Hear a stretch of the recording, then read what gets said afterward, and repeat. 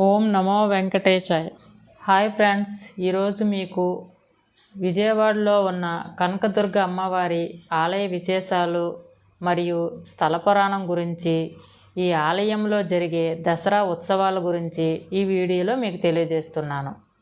ఈ ఆలయం Vijayawada railway station నుండి 3 కిలోమీటర్ల దూరంలో ఉంటుంది.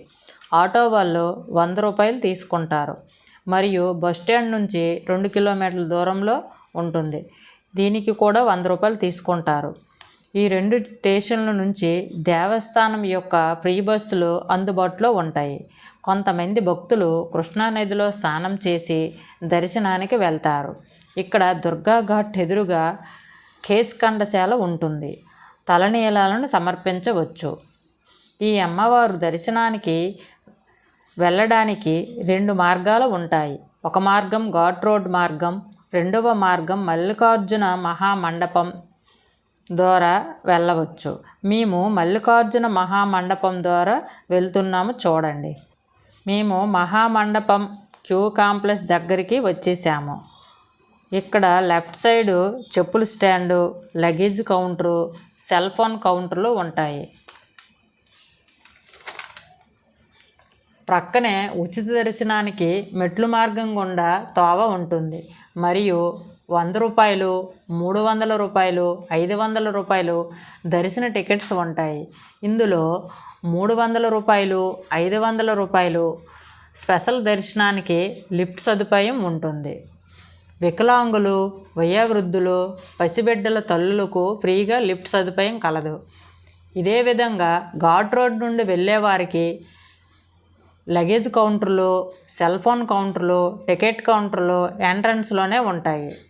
ప్రధాన ఆలయానికి వెళ్ళడానికి పసుపు కుంకుమలు పెట్టే 400 మెట్ల దారి కూడా ఉంటుంది. మనము ఈ మెట్ల దారిని కూడా వెళ్ళి అమ్మవారిని దర్శనం చేసుకోవచ్చు. ఈ మెట్లు విశిష్టత ఏంటి అంటే, మనకు ఏవైనా కోరికలు ఉంటే మొక్కులు మొక్కుకొని అమ్మవారిని మనస్ఫూర్తిగా కోరుకొని ప్రతి మెట్టుకు పసుపు కుంకుమ బొట్లు పెట్టి మొక్కులు తీర్చుకుంటారు భక్తులు. అలాగే ఇక్కడ హారతి కర్పూరాలు కూడా వెలిగిస్తారు. ఇక ఈ ఆలయంలో దర్శనాలు ఉదయం 4 గంటల నుండి రాత్రి 9 గంటల వరకు ఉంటుంది. దక్షిణ భారతదేశంలో ప్రసిద్ధి పుణ్యక్షేత్రాలలో ఒకటిగా అఖిలాండ కోటి బ్రహ్మాండాలను కాపాడుతూ బెజవాడలోని ఇంద్రకీలాద్రి మీద కొలువై భక్తుల కోరికలు కోరిందే తడువుగా వారి కోరికలను తీర్చుతున్న అమ్మలగన్న అమ్మ, ముగ్గురమ్మల మూలపుటమ్మ, ఆది పరాశక్తి కనకదుర్గమ్మ తల్లి. అంతేకాక శ్రీశక్తి పీఠాలలో ఈ ఆలయం ఒకటి. ఇక ఈ ఆలయాన్ని 8వ శతాబ్దంలో నిర్మించారు మరియు 12వ శతాబ్దంలో విష్ణువర్ధనుని అనే మహారాజు అమ్మవారిని కొలిసేటట్లు శాసనాలు చెబుతున్నాయి. ఇక మనం అమ్మవారి చరిత్ర గురించి తెలుసుకుందాం. కృతయుగానికి పూర్వము కీలుడైన యక్షుడు అమ్మవారిని గురించి తపస్సు చేస్తాడు. అప్పుడు అమ్మవారు ప్రత్యక్షమవుతారు. అప్పుడు కీలుడు ఇలా అడుగుతాడు. ఆమెను తన హృదయస్థానంలో నిలిచి ఉండమని కోరుతాడు. అప్పుడు అమ్మవారు కీలుడిని పర్వతంగా నిలబడమని, కృతయుగంలో రాక్షస సంహారం చేసిన తరువాత తాను ఆ పర్వతం మీద నిలిచి ఉంటానని కీలుడికి మాట ఇస్తుంది. అప్పుడు కీలుడు కీలాద్రిగా మారి అమ్మవారి కోసం ఎదురు చూస్తూ ఉంటాడు. తరువాత లోకాలను కబలిస్తున్న మహిషాసురుణ్ణి వధించి కీలుడికిచ్చిన వరం ప్రకారం మహిషవర్ధిని రూపంలో కీలాద్రిపై వెలిసింది. ఇక తదనంతరం అమ్మవారిని సేవించడానికి ఇంద్రాది దేవతలు ఇక్కడకు తరచుగా రావటం వలన ఇంద్రకీలాద్రిగా మారింది అని అమ్మవారు కనకవర్ణ శోభితురాలై ఉండటం వలన కనకదుర్గ అని పేరు వచ్చింది. ఈ ఆలయంలో అమ్మవారు 4 అడుగుల ఎత్తులో ఉంటారు. దేవత యొక్క మంత్రముగ్ధమైన చిహ్నం మెరిసే ఆభరణాలు మరియు ప్రకాశవంతమైన పూలతో అలంకరించబడి ఉంది. ఇక్కడ ఆమె చిహ్నం ఆమె 8 చేతుల రూపాన్ని వర్ణిస్తుంది. ప్రతి ఒక్కటి శక్తివంతమైన ఆయుధాన్ని పట్టుకొని మహిషాసుర రాక్షసుడిని నిలబడి తన త్రిశూలంతో కుట్టిన భంగిమలో ఉంటుంది. దేవత అందానికే ప్రతిరూపం. ఈ ఆలయంలో శంకరాచార్యుల వారు తన పర్యటనలో ఈ అమ్మవారిని దర్శించి ఇక్కడ శ్రీచక్రాన్ని ప్రతిష్ఠ చేశారని తెలుస్తుంది. సంవత్సరానికి కొన్ని లక్షల మంది ఈ దేవాలయానికి వచ్చి అమ్మవారిని దర్శించుకుంటారు. ఈ ఆలయానికి మరో కథనం కూడా ఉన్నది. పాండవులు వనవాసం చేస్తూ అడవులలో తిరుగుతూ దారుక వనానికి వచ్చినప్పుడు వారిని వేదవ్యాసుడు కలిసి వారిలో ఒకరిని తపస్సు చేసి శివుడిని మెప్పించి పాశుపతాస్త్రమును పొందమని సలహా ఇస్తాడు. పాండవులు ఆ పనికి అర్జునుడిని ఎన్నుకుంటారు. అర్జునుడు ఇంద్రకీల పర్వతంపై ఒంటి కాలుపై చేతులు పైకెత్తి పంచాగ్నుల మధ్య ఘోరమైన తపస్సు చేస్తాడు. శివుడు అర్జునుడు భక్తికి మెచ్చి ఇంకొంత పరీక్షించడానికి వేటగాని రూపం ధరించి ఒక ఎలుగుబంటిని తరుముకుంటూ వస్తాడు. ఇంతలో ఆ ఎలుగుబంటి అర్జునుడి వైపు వస్తుంది. గొప్ప క్షత్రియ వీరుడైన అర్జునుడు వెంటనే తన విల్లుంబులతో ఆ ఎలుగుబంటి పైకి బాణం విసురుతాడు. అదే సమయంలో వేటగాని రూపంలో ఉన్న శివుడు కూడా బాణం విసురుతాడు. ఈ రెండు బాణములు ఒకేసారి తగిలి ఎలుగుబంటి మరణిస్తుంది. ఇద్దరూ ఆ ఎలుగును చంపింది తానంటే తానేనని తగువుకు దిగుతారు. మాటల కాస్త యుద్ధానికి దారి తీస్తుంది.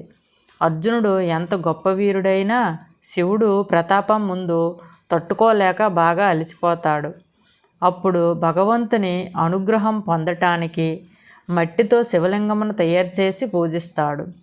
తాను శివలింగం మీద వేస్తున్న పోలు వేటగాని మీద పడుతుండటం గమనించి సాక్షాత్తు శివుడే ఆ వేటగాడని గుర్తిస్తాడు. అప్పుడు శివుడు తన స్వరూపంలో ప్రత్యక్షమై అర్జునుడు కోరుకునే పాశుపతాస్త్రమును ప్రసాదిస్తాడు. ఆ అద్భుత క్షణాలకు గుర్తుగా ఇంద్రకీలాద్రిపై విజయేశ్వర స్వామి వారి గుడిని అర్జునుడు ప్రతిష్ఠించాడని ప్రతీతి. ఈ ఆలయంలోని దేవతను కనకదుర్గ అని కూడా పిలుస్తారు. కనకదుర్గ ఆలయం అధికారికంగా శ్రీ దుర్గా మల్లేశ్వర స్వామివార్ల దేవస్థానమని పిలుస్తారు. ఇది కనకదుర్గకు అంకితం చేయబడిన హిందూ దేవాలయం.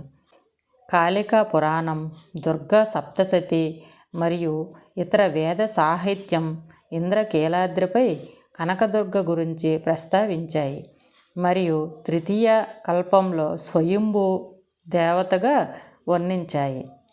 ఈ ఆలయంలో అక్టోబర్ 3వ తేదీ నుండి 12వ తేదీ వరకు దసరా మహోత్సవాలు ఘనంగా జరుగుతాయి. ఇందులో భాగంగా అక్టోబర్ 3 గురువారం నాడు బాల త్రిపుర సుందరీ దేవిగా భక్తులకు దర్శనమిస్తారు. అక్టోబర్ 4న శుక్రవారం నాడు గాయత్రి దేవిగా భక్తులకు దర్శనమిస్తారు. అక్టోబర్ 5న శనివారం నాడు అన్నపూర్ణ దేవిగా భక్తులకు దర్శనమిస్తారు. అక్టోబర్ 6న ఆదివారం నాడు లలిత త్రిపుర సుందరీ దేవిగా భక్తులకు దర్శనమిస్తారు. అక్టోబర్ 7న సోమవారం నాడు మహాచండిగా భక్తులకు దర్శనమిస్తారు. అక్టోబర్ 8న మంగళవారం నాడు మహాలక్ష్మీదేవిగా భక్తులకు దర్శనమిస్తారు. అక్టోబర్ 9న బుధవారం నాడు సరస్వతీదేవిగా భక్తులకు దర్శనమిస్తారు. అక్టోబర్ 10న గురువారం నాడు దుర్గాదేవిగా భక్తులకు దర్శనమిస్తారు. అక్టోబర్ 11న శుక్రవారం నాడు మహిషాసుర మర్దిని అవతారంలో భక్తులకు దర్శనమిస్తారు. అక్టోబర్ 12న శనివారం నాడు రాజరాజేశ్వరి దేవిగా అమ్మవారిని అలంకరిస్తారు. ఓకే ఫ్రెండ్స్, నా ఈ వీడియో మీకు నచ్చినట్లయితే లైక్ చేయండి, షేర్ చేయండి, సబ్స్క్రైబ్ చేయడం మర్చిపోకండి.